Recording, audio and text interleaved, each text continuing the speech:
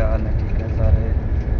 जी हम जा रहे हैं मानसरा शादी पे और चिश्तियाँ से निकल गए हैं हम आज सुबह 10 वाले टाइम पे मतियाना मोड़ पे।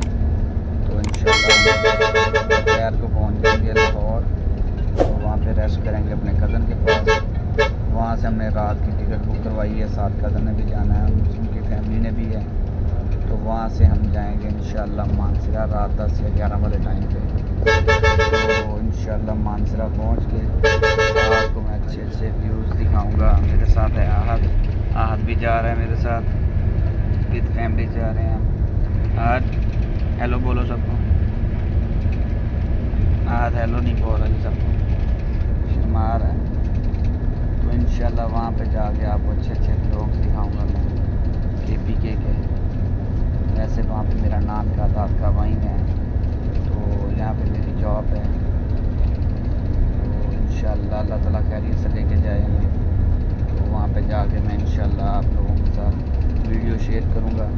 और मेरे कज़न की शादी है वहाँ पे, तो वहाँ पे आपको मैं पहाड़ी इलाकों की शादी भी इंजॉय करवाऊँगा। वहाँ पे कैसे शादी होती हैं, कैसे उनके फंक्शन होते हैं, और इंशाल्लाह ज़रूर आपको सब सारे दोस्तों को मैं वहाँ पे दिखाऊँगा।